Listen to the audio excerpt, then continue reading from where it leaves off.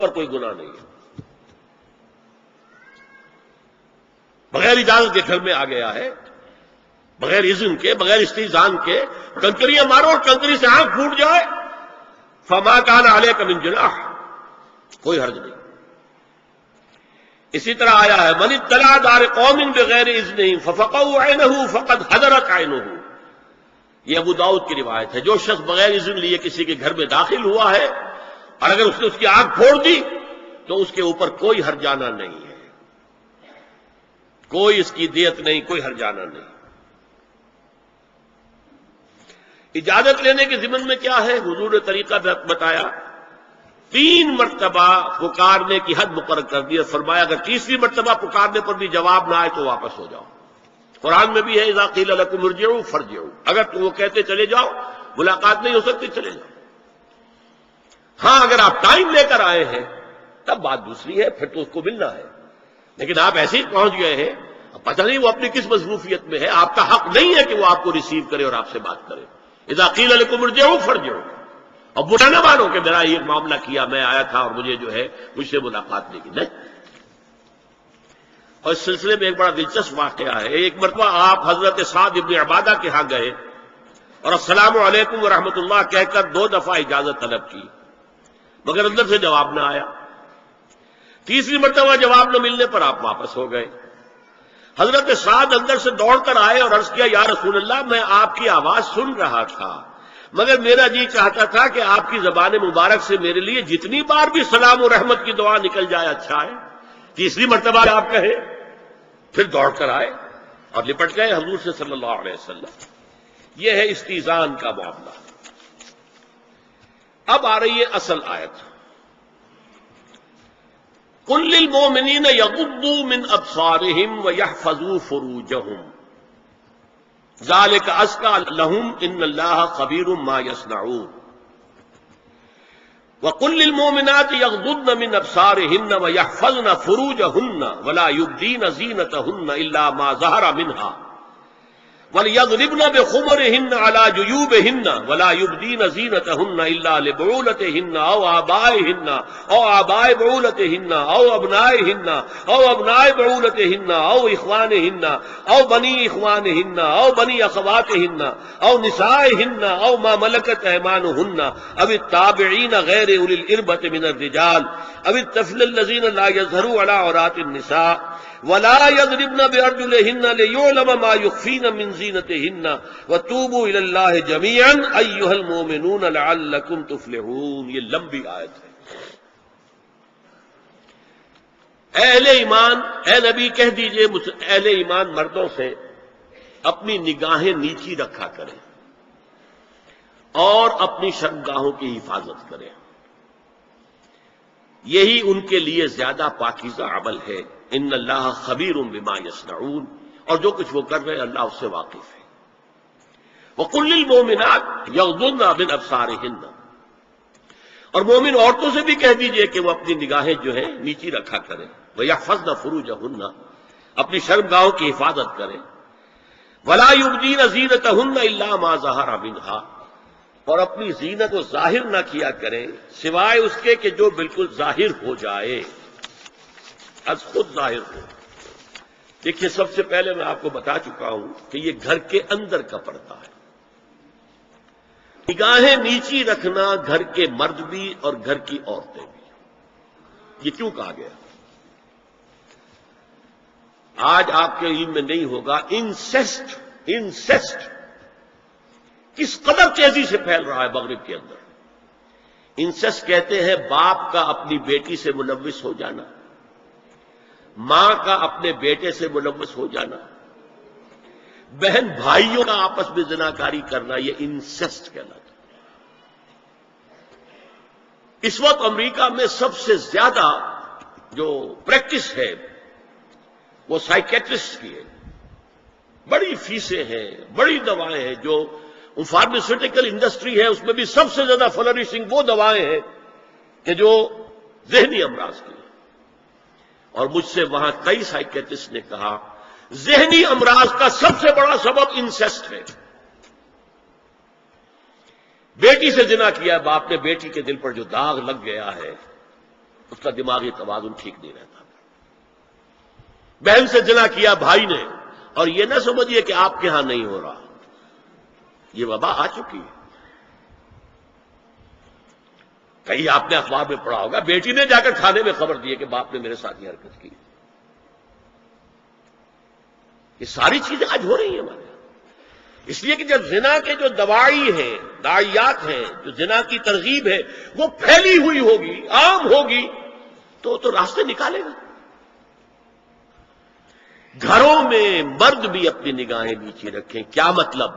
باپ بھی اپنی بیٹی کو گھور کر نہ دیکھے. بیٹی بیٹی ہے، لڑکی ہے.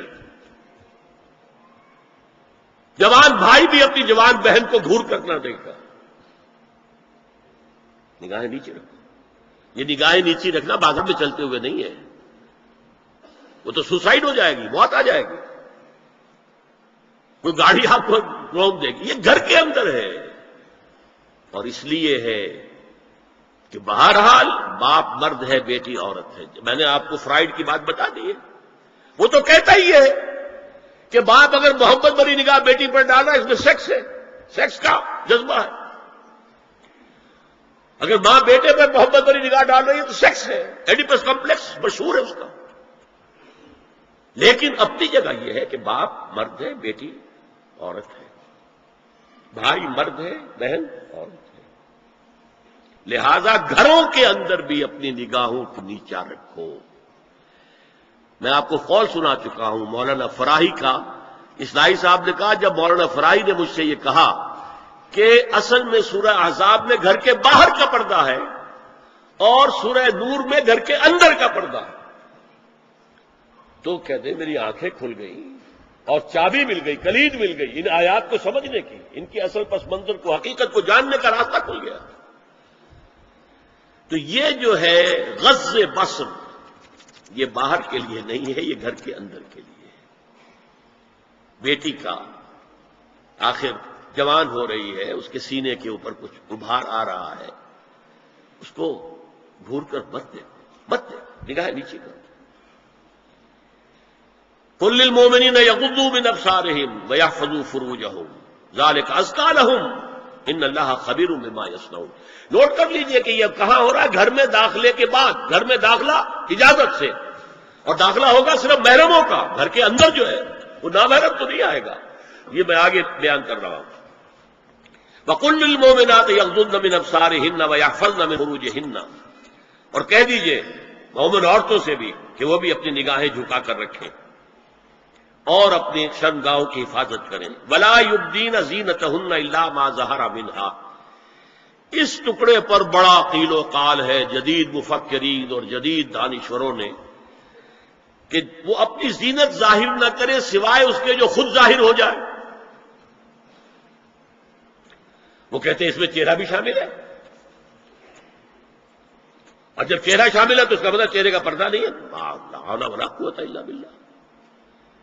آپ کو بہت سے حضرات نے وہ پڑھی ہوگی بحث جو جنگ میں ہو گئی تھی.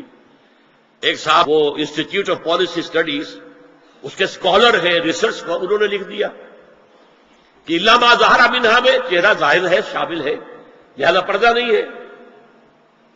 اور ارشاد احمد حقانی صاحب نے بھی زوردار اس کے اوپر جو ہے وہ تائید لکھ دی، اور گویا کہ کہا کہ اب تو مسئلہ ہی طے ہو گیا. جب ایک ریسرچ اسکالر کہہ رہا ہے تو یہ مولوی ملاٹے جو کہتے پڑھتے ہیں کہ یہ عورت کا جو چہرے کا پردہ ہے، تو بات ختم ہو گئی. دی میٹر از کلچڈ. میں نے صرف ایک جواب دیا کہ اس شخص نے جو بڑا ریسرچ اسکالر تھا، پہلے یہ لکھا ہے کہ سورہ نور کی ان آیات میں سطر کے احکام آ رہے ہیں، تو پھر یہاں پردے کا چہرے کا معاملہ کیا ہو؟ سطر میں تو پردہ چہرہ شامل نہیں ہے. محرموں سے پردہ کیا ہے؟ محرموں سے اس کا نام سطر ہے. عورت کا پورا جسم سطر ہے سوائے چہرے کی ٹکیا اور یہ ہاتھ اور یہ پاؤں، بس. کیا مطلب ہے؟ بھائی بھی نہیں دیکھ سکتا بہن کے جسم کا کوئی اور حصہ، باپ بھی نہیں دیکھ سکتا بیٹی کے جسم کا کوئی حصہ. یہ سطر ہے. سطر محرموں سے پردہ ہے. اس سے آگے صرف شوہر یا حسب ضرورت طبیب، سرجن، بس. یہ محرموں کا پردہ ہے. گھر میں عورت رہے گی تو سطر کے ساتھ رہے گی، محرم آئیں گے، چچا اس کا محرم ہے آئے گا، لیکن وہ بھی تو مرد ہے نا، چہرہ تو نہیں ڈھانپے گی اس لیے کہ محرم ہے، لیکن باقی جسم سطر، عورت کا پورا جسم سطر ہے سوائے چہرے کی ٹکیاں، بال بھی سطر میں شامل ہے۔ سر پر وہ سکارف جو آج کل بنا ہوا ہے بہت بڑا مسئلہ، انہوں نے چہرے کو نکال دیا، صرف سکارف سمجھا ہوا پر حجاب کہتے ہیں، حالانکہ وہ حجاب پورا تو نہ ہوا، وہ صرف ایک حصہ ہے، لیکن ایک حصہ صحیح ہے، سر کے بال جو ہے وہ چھپے ہونے چاہیے، یہ سطر میں شامل ہے۔ چہرے کی ٹکیا ہے جو سطر سے باہر ہے، ہاتھ ہے پونچوں سے باہر، اور پیر ہے ٹخنوں سے نیچے، بس اللہ اللہ ہے۔ تو فرمایا ما ظہر منہا زینتہن میں الا ما ظہر منہا میں کیا کیا چیزیں آ سکتی ہیں؟ دیکھیے، اگر عورت پوری کی پوری برقعے کے اندر ملبوس ہے، چہرے پر بھی نقاب ہے، آنکھوں کے آگے بھی یا جالی ہے یا کوئی چشمہ ہے، تو پھر بھی اس کے حسن کا ایک حصہ وہ ہے جو ظاہر ہے۔ اگر طویل القامت ہے، قد و قامت، یہ حسن کا حصہ ہے کہ نہیں، وہ کہاں چھپائے گی؟ اور غالب نے جو شعر کہا ہے، تیرے سرو قامت سے ایک قد آدم قیامت کے فتنے کو کم دیکھتے ہیں۔ سرو قد عورت، اسی طرح جسم سے ڈول ہے، چہرہ بدن ہے، یہ تو نہیں چھپے گا۔ عورت موٹی ہے، کیسی ہے، جسم جو غیر متناسب ہے، یہ تو نہیں چھپے گا۔ متناسب ہے اعضاء، قداور ہے، اکیرا بدن ہے، یہ ہے وہ چیزیں کہ جو حجاب کے سلسلے میں ما ظہر منہا، یہاں ہو رہا ہے کہ جو سطر کے سلسلے میں ہے ما ظہر منہا زینت کا، اور وہ چہرہ ہے۔ لیکن اب اس میں ایک اور بات، وَلْيَضْرِبْنَ بِخُمُرِهِنَّ عَلَى جُيُوبِهِنَّ، یہ بھی گھر کے اندر کی بات ہو رہی ہے، کیونکہ میں پہلے بتا چکا ہوں جلباب ہوتا تھا جب گھر سے باہر نکلتی تھی عورت، تو وہ اپنی چادر لپیٹتی تھی اپنے گرد، چہرہ نہیں ڈھانپتی تھی، صرف چہرے کا حکم دیا گیا اس کے ضمن میں، وہ سورہ احزاب کی آیت ہے، وہ رہ گئی میں بیان کروں گا۔ اور خمار اوڑھنی ہوتی تھی جو گھر میں اوڑھتی تھی، گھر میں ظاہر بات ہے کہ جلباب تو نہیں لیا جا سکتا، آخر گھر کا کام کاج کرنا ہے، ہلکی سی اوڑھنی تو وہ گھر میں، لیکن فرمایا وَلْيَضْرِبْنَ بِخُمُرِهِنَّ عَلَى جُيُوبِهِنَّ، اور انہیں چاہیے کہ اپنی اوڑھیوں کے بکل اوڑھنیوں کے اپنے سینوں کے اوپر، گریبانوں کے اوپر بھی مار لیا کریں، تاکہ یہ سینے کے جو ابھار ہیں ان کو ایک ایڈیشنل کور مل جائے۔ دیکھیے سطر کا تقاضے کیا ہے، گن لیجئے۔ لباس نبیذ ہونا چاہیے، باریک نہیں۔ حضور نے فرمایا اللہ کی لعنت ہو ان پر جو لباس پہن کے بھی ننگی ہوتی ہے۔ باریک اتنا لباس ہے، یہ چست اتنا لباس ہے، ڈھیلا ڈھالا ہونا چاہیے، نبیذ ہونا چاہیے۔ لباس کے اندر یہ دو حصے جو ہیں وہ لازم ہیں۔ اور پھر سینے پر، اب ظاہر بات ہے کرتا پیدا ہوا ہے، ڈھیلا ڈھالا ہے، پھر بھی یہ سینے کے ابھار تو ظاہر ہو جائیں گے۔ ان پر ایک اضافی اوڑھنی سر پر سے لے کر اور اپنے اس گریبان کے اوپر بکل مار لینا، تاکہ یہ جو نسوانی حسن کا دوسرا مظہر ہے، پہلا چہرہ سب سے بڑا چہرہ۔ اب جو لوگ کہتے چہرے کا پردہ نہیں ہے، تو خدا کے بندو پھر پردے کی ضرورت کیا ہے؟ نسوانی حسن اگر اس میں اٹریکشن ہے، وہ کہاں ہوتا ہے سب سے بڑھ کر؟ مظہر اول کون سا ہے؟ نسوانی حسن کا چہرہ ہی تو ہے۔ اب میں ذرا شرم کے ساتھ کہہ رہا ہوں، لیکن یہ اپنی شاعری کے کچھ الفاظ آپ کو سنا رہا ہوں۔ یہ لب لعلین کہاں ہوتے ہیں؟ چہرے پر ہوتے ہیں یا کہیں اور ہوتے ہیں؟ یہ عارض گلگوں یہ کہاں ہوتے ہیں؟ چہرے پر ہوتے ہیں یا کمر میں لگے ہوتے ہیں؟ یہ چاہے زقن، تھوڑی میں اگر کچھ کھڈا پڑا ہوا ہو، چاہے زقن، یہ تعریفیں جو شاعری میں ہوتی ہیں یہ کہاں ہوتا؟ یہ مژگاں کے تیر یہ کہاں ہوتے ہیں؟ یہ نرگسی آنکھیں یہ کہاں ہوتی ہیں؟ اور ستواں ناک یہ کہاں ہوتی ہے؟ چہرہ ہی تو ہے نا، سب سے بڑی اٹریکشن تو چہرہ، اسی کو نہ چھپایا تو پھر اور کیا چھپایا؟ ہاں دوسری چیز، چھاتی کے ابھار بہت اٹریکٹیو ہوتے ہیں انسان کے لیے، اس کے لیے یہ ہے کہ وَلْيَضْرِبْنَ بِخُمُرِهِنَّ عَلَىٰ جُيُوبِهِنَّ، کرتا بھی دبیز کپڑے کا ہو، کرتا جو ہے ڈھیلا ڈھالا بھی ہو، شلوار اور دبیز تر کپڑے کی ہو، ڈھیلی ڈھالی ہو، اور اوڑھنی کا بکل جو ہے اپنے سینے پر مار لیا جائے۔ اب اس کے بعد فرمایا وَلَا يُبْدِينَ زِينَتَهُنَّ إِلَّا لِبُعُولَتِهِنَّ، اب یہاں یہ زینت کا لفظ آ رہا ہے چہرے کے لیے، اور چہرے ہی میں کچھ سنگھار بھی ہوتا ہے، کچھ سرما لگایا ہوا ہے، فرض کیجئے کسی اور طرح کا کوئی زیور پہنا ہوا ہے، گلے میں پڑا ہے، کانوں میں بندے ہیں وغیرہ وغیرہ، یہ زینت چہرہ اور اس کے ساتھ کوئی بناؤ سنگھار کا معاملہ، جس کی کہ حضور صلی اللہ علیہ وسلم نے تلقین کی ہے۔ عورت کو گھر میں بن سنور کر رہنا چاہیے، شوہر کے لیے ایٹریکٹیو رہنا چاہیے، خاص طور پر شوہر جب آنے والا ہے شام کو دفتر سے، اس وقت عورت جو ہے بن سنور کر رہے، اس لیے کہ اصل مقصد کیا ہے، جتنی بھی انسان میں سیکشول انرجی ہے مرکوز رہے شوہر اور بیوی کے درمیان، یہ فلسفہ ہے، ادھر ادھر نگاہ جائے نا، جتنا یہ bond of love in spouses کے درمیان مضبوط ہوگا اتنا ہی خاندان کا ادارہ مضبوط، صحت مند اور اگلی اولاد کی تربیت کے لیے مثبت ماحول۔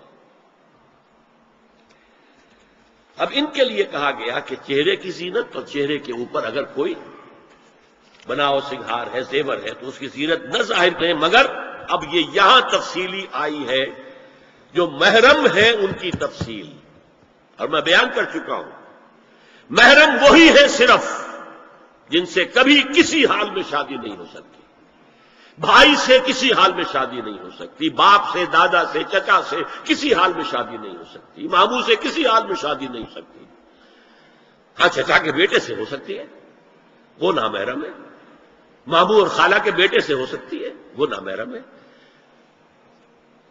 تو فرمایا کن کے سامنے ظاہر کر سکتی ہے؟ الا لبعولتہن، سب سے بڑھ کر تو شوہر، او آبائہن، اور یا اپنے باپ۔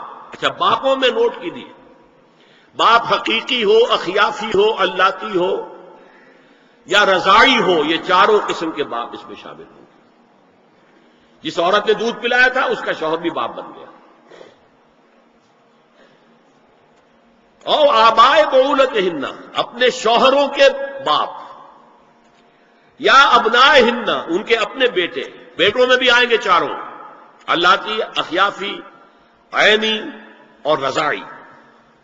او ابنائے بعولتہن، اور اپنے شوہروں کے بیٹے، ہو سکتا ہے شوہروں کی اور بیویاں بھی ہوں تو ان کے بیٹے بھی، جو ستیلے بیٹے ہیں وہ بھی محرم ہیں، ان سے کسی شکل میں کبھی شادی نہیں ہو سکتی۔ او اخوانہن، یا ان کے بھائی، او ابنائہن، یا اپنے بیٹے، او ابنائے بعولتہن، یا اپنے شوہروں کے بیٹے، او اخوانہن، یا اپنے بھائی، او بنی اخوانہن، یا اپنے بھائیوں کے بیٹے، او بنی اخواتہن، اپنا بھتیجا، شوہر کا بھتیجا نہیں، اپنا بھتیجا محرم ہے، اپنا بھانجا محرم ہے، شوہر کا بھانجا محرم نہیں ہے۔ او نسائہن، یا ان کی عورتیں، اپنی عورتیں، جان پہچان کی عورتیں، ہر عورت بھی محرم نہیں ہے، نوٹ کر لیجئے، نسائہن، عورتیں بڑی بڑی قطامائیں ہوتی ہیں، وہ کیا کیا فتنے اٹھاتی ہیں، آتی ہیں گھروں کے اندر، کیا ذریعہ بنتی ہیں پھر پیغام رسانی کا، اور خرابی پیدا کرتی ہیں۔ اور اس میں کمال ہے جو مجھے واقعہ سنایا پروفیسر یوسف سلیم چشتی مرحوم نے سر سید احمد خان کے بارے میں۔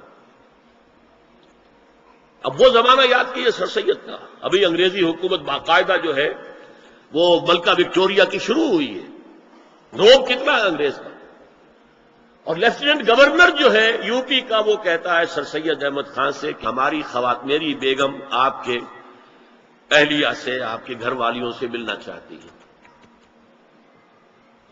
سر سید نے جواب دیا ہماری عورتوں کا اجنبی عورتوں سے بھی پردہ ہے، ہماری عورتیں آپ کی بیگم سے نہیں مل سکتی۔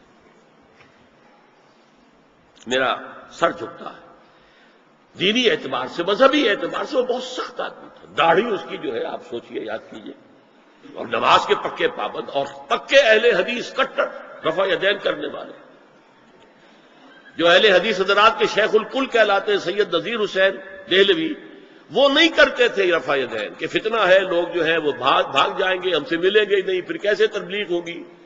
سر سید نے ان سے جب مباحثہ کیا، تم لوگوں سے ڈرتے ہو، وہ مجبور ہو کر انہوں نے رفع یدین شروع کر دیا، ورنہ وہ نہیں کرتے تھے، کٹر۔ بس یہ دوسری بات ہے کہ تفسیر قرآن لکھ کر انہوں نے خام خواہ ایک بہت بڑا فتنہ شروع کیا جو ابھی تک انڈے بچے دے رہا ہے، وہ میرا اس وقت کا موضوع نہیں ہے، پھر کبھی اس پر بات ہوگی۔ او ما ملکت ایمانہن، یا جو ان کے داہنے ہاتھوں کی ملکیت ہو، باندیاں، غلام۔ اس میں عرض کر چکا ہوں کہ اس میں کافی اختلافات ہیں، یہ بھی ہے کہ اس سے مراد صرف باندیاں ہیں، غلام مرد نہیں، یہ بھی ہے کہ مرد بھی ہے، اور یہ بھی ہے کہ مرد جب تک کہ وہ بالغ نہ ہو، لیکن میں اس بحث میں یہاں نہیں جانا چاہتا، یہ پھر فقہ کی بحث ہو جائے گی۔ اب التابعین غیر اولی الارباح، کچھ ایسے لوگ بھی ہوتے ہیں، کوئی کسی کے گھر میں کوئی اندھا آدمی رہ رہا ہے، یا کوئی اور کسی وجہ سے کوئی مریض ہے، اسے آپ نے پناہ دے رکھی ہے، انہیں عورتوں سے کوئی سروکار نہیں ہوتا۔ اب الطفل الذین لم یظہروا عورات النساء، یا وہ بچے کہ جن پر ابھی عورتوں کے پوشیدہ حالات واضح ہی نہیں ہے، پتہ ہی نہیں ہے انہیں، ابھی انہیں جنس کا کوئی احساس ہی نہیں ہے۔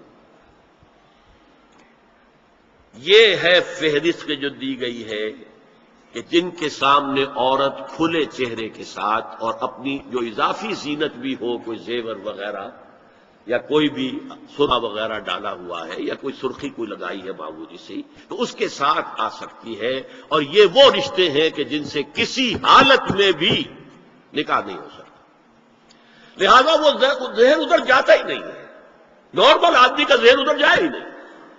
ہم رہ رہے ہیں کہ اب نارمل فضا کے اندر، جس کو میں نے کہا انسیسٹ بڑھتا جا رہا ہے، اس کی مثالیں ہمارے معاشرے کے اندر اب بڑھتی چلی جا رہی ہیں، اور ویسٹ میں تو یہ سب سے بڑا مرض بن گیا ہے، اور دماغی امراض کا سب سے بڑا سبب، کئی سائیکیٹرسٹ نے مجھے بتایا کہ سب سے بڑا سبب جو ہے وہ انسیسٹ ہے۔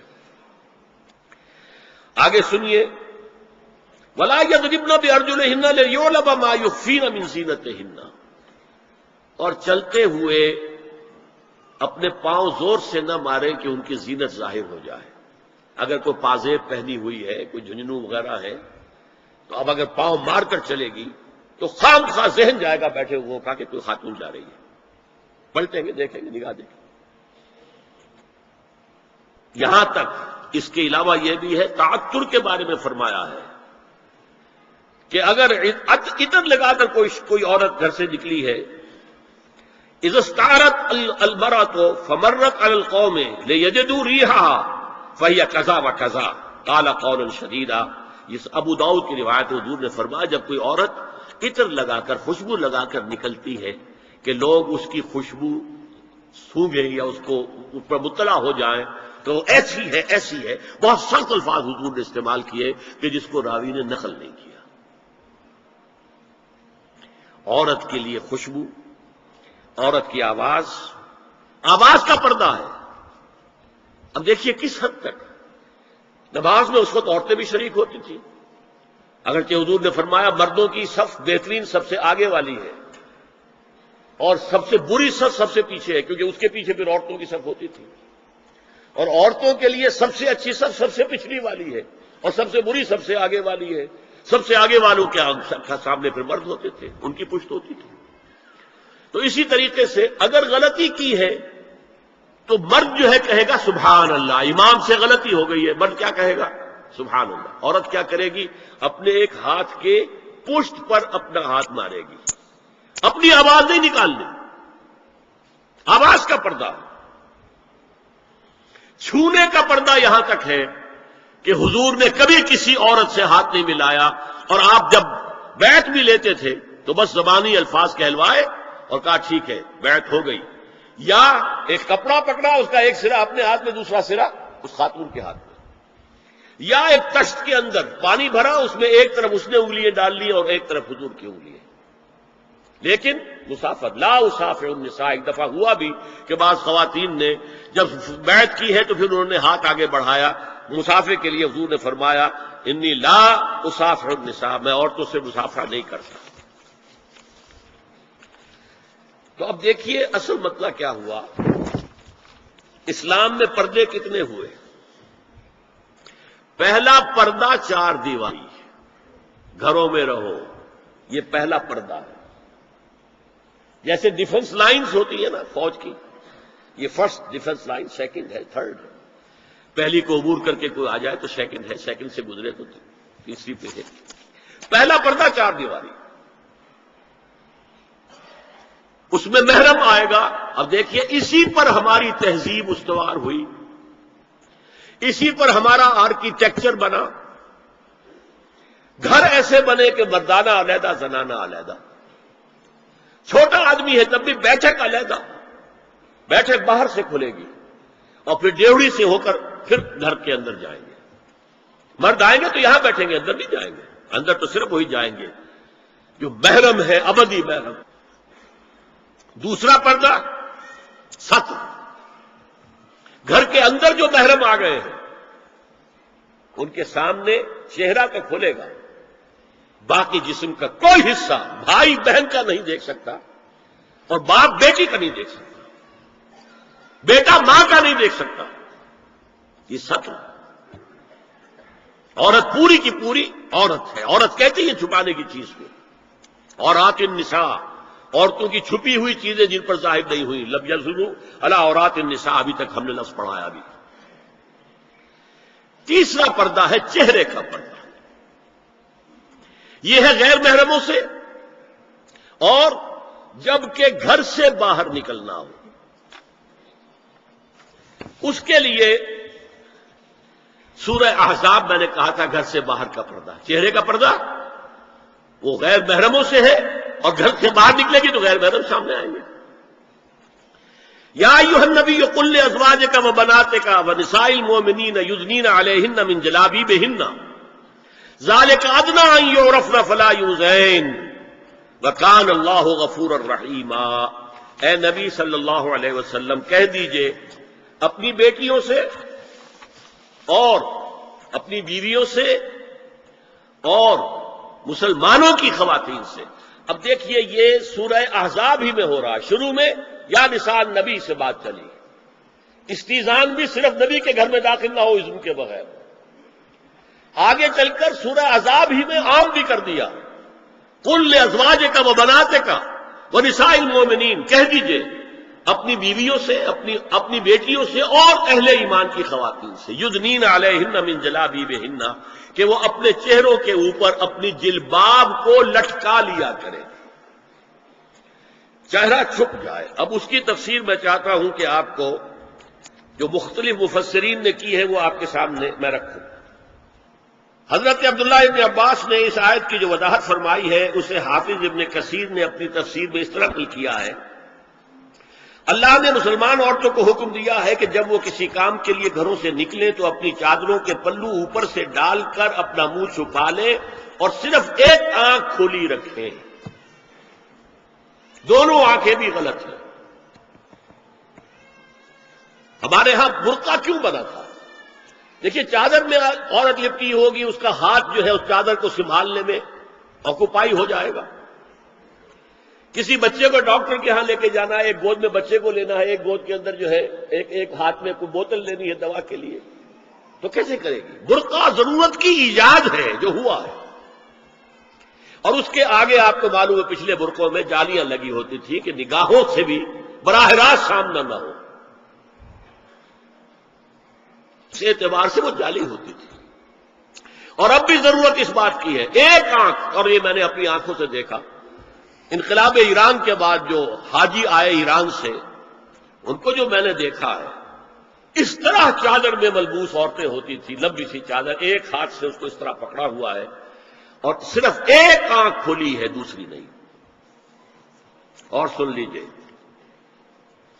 ابن جریر اور ابن منذر کی روایت ہے کہ محمد بن سیرین، یہ ایک تابعی ہیں، نے حضرت عبیدہ السلمانی، یہ صحابی ہیں، سے اس آیت کا مطلب پوچھا۔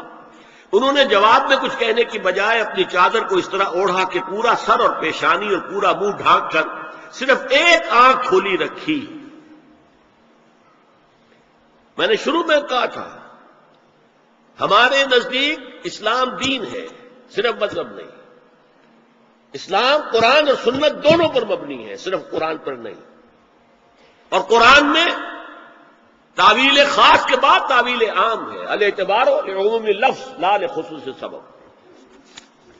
اور سنیے، ابو بکر بن عبداللہ ابن عربی نے یدنین علیہن جلابیب کا مفہوم ان الفاظ میں بیان کیا ہے، تغطى به وجهها حتى لا يظهر منها الا عينها اليسرى۔ یہ عورت اپنی چادر کو پورے وجود پر ڈھانپ لے اور اس طرح چہرے کو بھی ڈھانپے کہ صرف بائیں آنکھ کھلی رہے۔ علامہ حمید الدین فراہی کو نظم قرآن کے فہم میں خصوصی مقام حاصل تھا۔ انہوں نے حجاب کے بارے میں اپنے ایک مکتوب میں ہاتھ اور چہرہ کھلا رکھنے کو جائز قرار دینے کے موقف کے بارے میں لکھا ہے کہ میری رائے میں نظم قرآن پر توجہ نہ کرنے سے یہ غلط فہمی پیدا ہوئی ہے۔ وہ بات کہ سورہ احزاب میں گھر سے باہر کا پردہ ہے اور سورہ نور میں گھر کے اندر کا پردہ ہے۔ بہرحال الحق احق بان یتبع، حق جو ہے وہ اس کا زیادہ حقدار ہے کہ اس کی پیروی کی جائے۔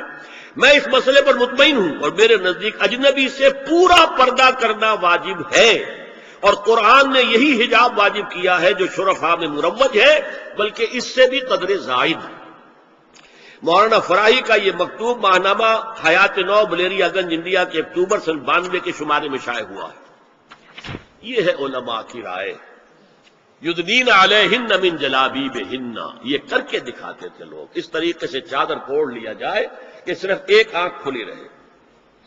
اسی میں ایک اضافہ کیجئے اس بات کا کہ حضور نے کئی حضرات سے یہ کہا، کہیں وہ رشتہ کر رہے تھے کہ آپ نے ایک نظر دیکھ لیا ہے۔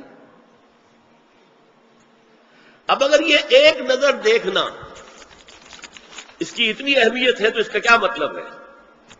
اگر تو صورتحال یہ ہوتی کہ ہر وقت چہرہ کھلا ہے، آ رہے جا رہے، تو ایک نظر دیکھنے کی کیا ضرورت ہے؟ وہ تو دیکھا دکھایا ہے۔ زمانہ آیا ہے بے حجابی کا، عام دیدار یار ہوگا۔ سکوت تھا پردہ دار جس کا، وہ رازب آشکار ہوگا۔ تو ظاہر بات ہے وہاں پردہ ہو گیا تھا، تبھی تو تھا نا کہ ایک نظر دیکھ لو۔ آپ نے پوچھا ایک صحابی سے کہ رشتہ کہاں کیا؟ وہاں کیا ہے۔ تم نے ایک نظر دیکھ لیا ہے؟ اس خاندان کی آنکھوں میں کچھ نقص ہوتا ہے، دیکھ لو، بس ایک نظر دیکھنا ہے، اس کی اجازت ہے۔ تو یہ اجازت ہونا اس کا خود ثبوت ہے کہ عام حالات میں عورت جو ہے وہ دکھائی نہیں دیتی تھی، بلکہ وہ پردے میں رہتی تھی۔ مسلمان جدید تعلیم یافتہ دانشوروں کی منافقت، وہ کہتے ہیں یہ پردہ وردہ سب مولویوں کی ایجاد ہے۔ کبھی کہہ دیتے ہیں یہ تو ہندوستان میں راجپوتوں کا پردہ ہوتا تھا تو مسلمانوں نے یہاں یہ پردہ ایجاد کر لیا۔ میں نے دیکھا ہے عرب کی بدو خواتین کو مکے سے مدینے جاتے ہوئے نظر آتی ہیں۔ ایک خاتون اونٹ کی پوری قطار لے کر جا رہی ہے، ہاتھ میں لاٹھی ہے، پورا مکمل پردہ، چہرہ چھپا ہوا، آنکھوں کے اوپر بھی کوئی انہوں نے وہ حجاب سا بنایا ہوتا ہے خاص چھجا سا، اور ہاتھوں میں دستانے، پاؤں میں جرابیں۔ یہ کون سے راجپوتوں کا پردہ سعودی و عرب کی جو ہے ریگستانوں میں پہنچ گیا؟ بدو جب آتے ہیں اپنی عورتوں کو اسی حال میں لے کر آتے ہیں، اور ان کا یہ ہے کہ وہ احرام کا معاملہ بھی یہ ہے کہ یہاں چھجا بنا کر آگے چادر لٹکا لیتے ہیں، صرف چہرے سے مس نہ کرے بس۔ اور وہ پھر اپنی خواتین کو جب طواف کراتے ہیں تو ان کے گرد گھیرا ڈال لیتے ہیں ہاتھ سے ہاتھ پکڑ کر، تاکہ کسی اور کے ساتھ ان کا نہ کندھا لگے اور نہ کوئی اور جسم کا حصہ بنے۔ یہ پردہ وہاں کہاں سے آ گیا؟ سر سید کا واقعہ تو میں آپ کو بتا چکا ہوں۔ اب ذرا علامہ اقبال، میں منافقت اس لیے کہہ رہا ہوں کہ ایک طرف ہمارا جدید دانشور طبقہ، مولوی ملاٹے دیوبندی ہوں، فلاں ہوں، یہ ہوں وہ ہوں، یہ دقیانوسی ہے، اصل میں تو سر سید احمد خان، اور پھر علامہ اقبال۔ علامہ اقبال کا حال کیا ہے وہ سن لیجئے آپ۔ انگریز سرکار لارڈ ولنگٹن کے زمانے میں علامہ اقبال کو اپنا گورنر بنا کر جنوبی افریقہ بھیجنا چاہتے تھی۔ من جملہ دیگر شرائط کے ایک شرط یہ بھی تھی کہ تمام سرکاری تقریبات میں بیگم اقبال ان کے ہمراہ ہوں گی۔ علامہ اقبال نے یہ کہہ کر اس پیشکش کو ٹھکرا دیا، بے شک میں گناہ گار مسلمان ہوں اور اعمال کے اعتبار سے مجھ سے بہت سی کوتاہیاں سرزد ہوتی ہیں، تاہم میں اتنا بے غیرت نہیں ہوں کہ محض ایک سرکاری عہدے کی خاطر اپنی بیوی کو بے پردہ کر دوں۔ یہ مولانا مودودی کے ایک مضمون سے ہے جو کہ ماہنامہ بطول میں چھپا تھا اپریل 72 میں۔ ایک مرتبہ علامہ مرحوم کسی مغربی ملک میں بصورت وفد گئے، تمام ارکان وفد اپنی بیویوں کو سمیت جا رہے تھے۔ علامہ اقبال نے اس سے انکار کیا اور کہا کہ ان کی بیگم پردے کی پابند ہے اور ایسے وفدوں میں پردے کا ذکر تک نہیں ہوتا۔ پیرزادہ بہاءالحق قاسمی رحمۃ اللہ علیہ امرتسری نے اپنی کتاب پردہ نسواں میں تحریر کیا ہے کہ ایک مرتبہ سر محمد شفیع کے ہاں علامہ صاحب ماہ فیملی مدعو تھے، لیکن علامہ اقبال تنہا گئے۔ سر شفیع نے پوچھا بیگم صاحبہ کو کیوں نہیں لائے؟ آپ نے فرمایا کہ وہ پردے کی پابند ہے۔ سر شفیع نے کہا یہاں زنانے میں قیام کر سکتی ہیں؟ علامہ صاحب نے جواب دیا بے پردہ گھروں کے زنانے بھی ایسے ہی ہوتے ہیں۔ یہ معاملات ہے، ایک طرف اقبال کو مفکر پاکستان اور کیا کیا خطابات ہیں، اور ان کو ہر داڑھی نہ رکھنے میں تو وہ اسوہ اقبال کا ہے، لیکن پردے کے ضمن میں اقبال کا اسوہ نہیں ہے۔ یہ ہے اصل میں منافقت ہے ہمارے ہاں۔ ایک اور فتنہ ایک خاص حصے سے اٹھا ہے، میں ان کی زیادہ مذمت نہیں کرنا چاہتا اس لیے کہ بحیثیت مجموعی وہ کام اچھا کر رہے ہیں، لیکن ایک عارضی محرم اور ابدی محرم میں فرق کر دیا انہوں نے۔ عارضی محرم کیا ہے؟ سالی جو ہے وہ عارضی محرم ہو گئی۔ کیوں؟ کہ جب تک اس کی بہن زندہ ہے جو آپ کی نکاح میں ہے، آپ کی شادی سالی سے تو نہیں ہو سکتی، تو جس سے شادی نہیں ہو سکتی وہ محرم ہو گئے، تو یہ عارضی محرم ہے۔ ہاں اگر آپ کی زوجہ فوت ہو جائے تو پھر نکاح ہو سکتا ہے، یہ عارضی اس وجہ سے ہے، پھر وہ نامحرم ہو جائے گی۔ تو اس اعتبار سے یہ ایک فتنہ ہے جو اس دور میں اٹھا ہے۔ محرم کوئی عارضی نہیں ہوتا، محرم وہی ہے جو ابدی محرم۔ دیکھیے دیور جبکہ اس کا شوہر ابھی زندہ ہو تو دیور سے پردہ کرے گی کہ نہیں؟ شادی تو نہیں ہو سکتی۔ ہاں بھائی مر جائے تو شادی ہو سکتی، اس کو انہوں نے کہہ دیا یہ عارضی محرم۔ اسی طریقے سے بھابھی جبکہ بھائی ابھی زندہ ہے، پردہ نہیں، وہ شادی نہیں ہو سکتی، بھائی فوت ہو جائے شادی ہو سکتی، عارضی ہو۔ یہ بالکل غلط ہے، بہت بڑا فتنہ ہے۔ محرم وہی ہے کہ جو ابدی محرم ہے، محرم ہے کہ اس پر حرام ہے اس میں نکاح ہونا ہر حالت کے اندر۔ اور جہاں تک یہ رشتے ہیں باریک، سالی اور دیور، اس کے بارے میں تو حضور سے پوچھا گیا دیور کے بارے میں، تو آپ نے فرمایا الحم و موت، دیور تو موت ہے۔ اب آپ سوچئے ہمارے ہاں کو پردہ ہے دیوروں سے، کو پردہ ہے سالیوں سے، کو پردہ ہے نندونیوں سے؟ الحم و موت، موت کیوں؟ یہ دیور ہندی کا لفظ ہے، دیور کے بارے میں تو تصور یہ تھا کہ یہ دوسرا شوہر ہے، ور ہے، دیور دوسرا شوہر۔ حضور نے فرمایا الحم و موت، دیور تو موت ہے، موت کے درجے میں۔ ایک اور بات نوٹ کیجئے، ایک خیال کیا ہے ظاہر، اور اس میں افسوس ہے کہ بعض لوگ جو پردے کے بڑے حامی ہیں، بڑے شدید حامی ہیں، ایک صاحب وہ بھی ہیں کہ جنہوں نے ایک بہت بڑی کتاب پردے پر لکھی اور بڑی عظیم کتاب تھی، ایک دوسرے بھی ہیں جنہوں نے چھوٹی لکھی لیکن اچھی کتاب لکھی، لیکن یہ دونوں ایک جگہ آ کر مار کھا گئے کہ یہ جو قریبی رشتہ دار ہیں ان کے ساتھ اتنی سختی نہیں ہونی چاہیے۔ حالانکہ فلسفہ سمجھ لیجیے اچھی طرح، جو قریبی رشتہ دار ہوں گے، کزنز ہیں. اب کزنز کا عیسائیوں کے ہاں شادی نہیں ہو سکتی. کزنز جو ہیں جیسے سگے بھائی سے شادی نہیں ہو سکتی، کزنز سے بھی نہیں ہو سکتی. ان کا تو معاملہ اور ہو جائے گا. ہمارے ہاں تو شادی ہو سکتی، چچا زاد ہو، مامو زاد ہو، خالہ زاد ہو، شادی ہو سکتی. اس اعتبار سے جن سے جتنے زیادہ ربط کا معاملہ ہے اتنا ہی اندیشہ زیادہ ہے. ایک عورت نے کسی کو راستہ چلتے ہوئے ایک مرد کو دیکھا، فرض کیجئے کہ اس کی نگاہ میں کہا تو اسے اچھی لگی، پھر تو اسے ملنا ہے نہیں دیکھنا ہے، وہ تو راستے کا معاملہ تھا، آیا گیا ختم ہو جائے. جو گھر میں آ جا رہے ہوں ان سے تو زیادہ پردے کی ضرورت ہے. کانٹیکٹ کے مواقع زیادہ ہیں، بات ہوئی ہوگی بڑھتی چلی جائے گی کانٹیکٹ کی وجہ سے. اچھا اسی میں ایک بات دیکھیے، کچھ لوگ کہتے ہیں اچھا جی تو پھر مردوں کا بھی پردہ ہونا چاہیے. نہیں، عورت کا مرد کو دیکھنا کچھ اور ہے، مرد کا عورت کو دیکھنا کچھ اور ہے. مرد کی فطرت میں گرے اقدام ہے، آگے بڑھ کر کچھ ہے حاصل کرنا. عورت کی فطرت میں بلکہ اس کا حسن اس میں ہے گریز، پیچھے ہٹنا. لہذا پردہ عورت کے لیے، مرد کے لیے نہیں. لیکن اگر کسی مرد سے ایک رابطے کا معاملہ زیادہ ہونے کا امکان ہو تو نابینا سے بھی پردہ ہے. وہ میں آپ کو حضرت ام سلمہ اور حضرت میمونہ نبی صلی اللہ علیہ وسلم کے پاس بیٹھی تھی، اتنے میں حضرت ابن ام مکتوم آ گئے. نبی صلی اللہ علیہ وسلم نے ان دونوں سے فرمایا احتجبا منہ، ان سے پردہ کرو. ازواج نے عرض کیا یا رسول اللہ الیسا اعمی لا یبصرنا ولا یعرفنا، حضور کیا یہ اندھے نہیں ہیں؟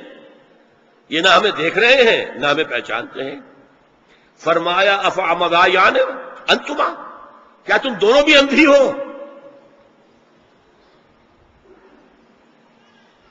الا تبصران نہیں، کیا تم نہیں دیکھ رہی ان کو؟ حضرت ام سلمہ تصریح کرتی ہیں ذالک بعد ان امر بالحجاب، یہ جب حجاب کا حکم آ گیا تھا تب حضور نے پھر یہ حکم دیا. اس کی وجہ کیا تھی؟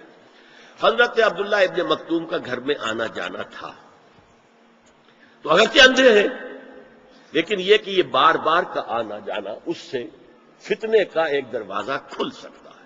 اس دروازے کو بند کر دیا گیا. حضرت عائشہ کے پاس ایک نابینا آیا تو انہوں نے اس سے پردہ کیا. کہا گیا کہ آپ اس سے پردہ کیوں کرتی ہیں، یہ تو آپ کو نہیں دیکھ سکتا.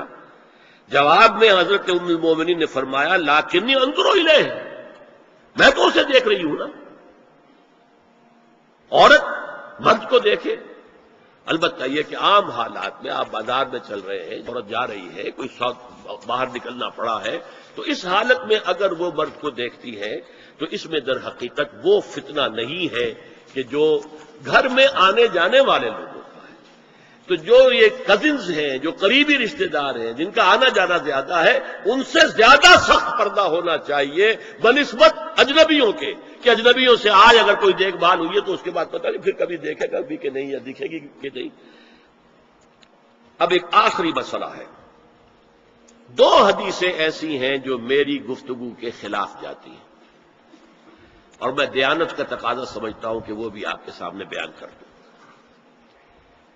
حضور کے بارے میں یہ معلوم ہے کہ دو خواتین جو ویسے نامحرم تھیں وہ ان کے سامنے آتی رہیں اور آپ ان سے ملتے رہے. ایک آپ کی سالی حضرت اسما، حضرت عائشہ کی بہن رضی اللہ تعالی عنہا، اور ایک آپ کی چچا زاد بہن حضرت علی کی بڑی ہمشیرہ حضرت ام ہانی. یہ میں حدیث آپ کو سنا رہا ہوں. بکثرت احادیث سے ثابت ہے کہ حضرت اسما بنت ابی بکر آپ کے سامنے ہوتی تھی اور آخر وقت تک آپ کے اور ان کے درمیان چہرے اور ہاتھوں کی حد تک کوئی پردہ نہ تھا. حجۃ الوداع نبی صلی اللہ علیہ وسلم کی وفات سے صرف چند مہینے پہلے کا واقعہ ہے اور اس وقت تک بھی یہی حالت قائم رہی. یہ ابو داؤد کتاب الحج. دوسری روایت حضرت ام ہانی رضی اللہ تعالی عنہا جو ابو طالب کی صاحبزادی اور نبی صلی اللہ علیہ وسلم کی چچاداد بہن تھی، آخری وقت تک حضور کے سامنے ہوتی نہیں اور کم از کم منہ اور چہرے کا پردہ انہوں نے آپ سے کبھی نہیں کیا. فتح مکہ کے موقع کا ایک واقعہ وہ خود بیان کرتی ہیں جس سے اس کا ثبوت ملتا ہے. یہ ابو داؤد کی روایت ہے. یہ روایتیں ہیں، میں انہیں تسلیم کرتا ہوں. اور میں نے اب جو کچھ بیان کیا ہے اس سے یہ ایک بالکل برعکس بات سامنے لا رہی ہے۔ اب یہ ہے کہ یا تو ہم ان دو حدیثوں کو اصل مان کر باقی ساری حدیثیں جو ہیں ان کو ختم کر دیں۔ میں تو آپ کو سنا نہیں سکا، میرے پاس تو بہت زیادہ حدیثوں کا مواد تھا۔ چہرے پردے کے لیے حدیثیں جو ہیں، استیزان کے لیے کتنی حدیثیں ہیں، چہرے کے پردے کے زبان میں بہت زیادہ حدیثیں ہیں۔ حضرت ام خلاد ایک خاتون تھی، ان کا بیٹا ایک غزوے میں شہید ہو گیا، وہ اس کے بارے میں کچھ پوچھنے کے لیے حضور کے پاس آئی، صحابہ بیٹھے ہوئے تھے تو انہوں نے نقاب ڈالا ہوا تھا، منتقبۃ، نقاب کا لفظ بھی حدیث میں موجود ہے، اور یہ لوگ کہتے ہیں نقاب تو جو ہے یہ بعد کی پیداوار ہے، یہ لفظ کوئی ہے ہی نہیں۔ حجاب کا لفظ قرآن میں ہے، جلباب کا لفظ قرآن میں ہے، خمار کا ذکر قرآن میں ہے، اور یہ منتقبۃ، نقاب ڈالی۔ لوگوں نے کہا عجیب عورت ہے یہ، اس کا بچہ شہید ہو گیا ہے، مطلب یہ کہ سخت صدمے کی کیفیت ہے، اور یہ اس وقت بھی اس نے نقاب ڈالی ہوئی ہے۔ تو انہوں نے جواب دیا ان ارزو ابنی لا ارزو حیائی، میں نے بیٹا کھویا ہے، اپنی حیا نہیں کھوئی ہے۔ یہ ہے ہماری تہذیب، یہ ہمارا تمدن، اسی پر ہمارے گھر بنتے تھے۔ یہ تو مغربی تہذیب نے آ کر ہمارے گھر بنائے، آگے سے کھلا پیچھے سے کھلا، کھلا ہی کھلا۔ ہمارے گھر چار دیواری ہوتا، آج چار دیواری ہے کہاں؟ چار دیواری کے اندر چاروں طرف کنسٹرکشن، درمیان میں سین، دور سے کہیں کوئی نگاہ پڑ سکتی ہو تو پڑ سکتی ہو، آس پاس سے نہیں۔ اور ڈیوڑی اور مردانہ علیحدہ، کم سے کم بیٹھک تو علیحدہ ہو، ورنہ یہ کہ مردانہ پورا، ان کے لیے کوئی غسل خانہ وغیرہ بھی۔ یہ ہماری تہذیب تھی۔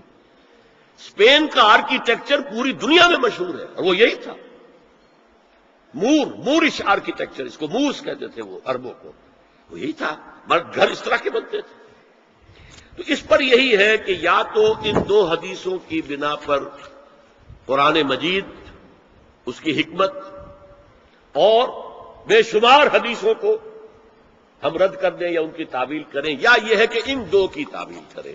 اور وہ تعویل میرے نزدیک یہ ہے کہ یہ حضور کے اختصاصات میں سے ہے۔ کچھ خواص ایسے تھے حضور کے کہ جو لوگوں کے لیے ان کی اطاعت یا ان کا اتباع صحیح نہیں تھا۔ مثلا صوم وصال، آج آپ نے روزہ رکھا ہے، شام کو افطار نہیں کیا، ساری رات بھی روزے سے رہے، اگلے دن بھی نہ آپ نے سحری کھائی، پھر روزہ رکھا، 2 دن کا صوم وصال جوڑ دیا آپ نے، 2 روزوں کو جوڑ دیا، یا 3 دنوں کا صوم وصال کہ جڑے ہوئے ہیں، حضور نے سختی سے منع کیا۔ لوگوں نے کہا حضور آپ ہمیں روکتے، آپ خود رکھتے؟ آپ نے فرمایا ایکم مثلی، تم میں سے کون ہے مجھ جیسا؟ دیکھیے یہ عجیب بات ہے، بعض لوگ شاید اس حدیث کو سن کے ناک بھو چڑھائیں، کیونکہ ایک خاص مکتبہ فکر نے تو یہی کہا نا ہم جیسے ہی بشر تھے، انما انا بشر مثلکم، یقیناً میں بشر ہوں تم جیسا، صلی اللہ علیہ وسلم۔ یہ نور اور بشر کی بحث جو ہے اس کو ذہن سے ذرا نکال دیں، لیکن اس حدیث میں تو ہے، اور یہ بخاری کی حدیث ہے، ایکم مثلی، تم میں سے کون مجھ جیسا ہے؟ ابھی تو عند ربی، میں تو اپنے رب کے پاس رات گزارتا ہوں، اور یطعمنی و یسقین، وہ مجھے کھانا کھلاتا پلاتا ہے۔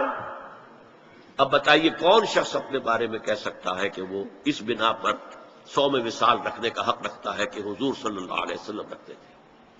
تو خصائص ہیں یہ، خصائص نبوت میں سے، اور اختصاصی معاملات ہیں، اور پھر یہ کہ نبی اکرم صلی اللہ علیہ وسلم ہر طرح کے وسوسے سے بھی پاک تھے۔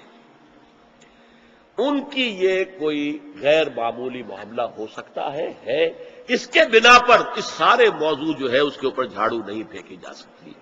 اقول قولی ھذا واستغفر اللہ لی ولکم ولسائر المسلمین والمسلمات۔ سبحانک اللہم وبحمدک، نشہد ان لا الہ الا انت، نستغفرک ونتوب الیک۔ اللہم ربنا نور قلوبنا بالایمان واشرح صدورنا للاسلام۔ اللہم وفقنا لما تحب وترضى، اللہم وفقنا لما تحب وترضى۔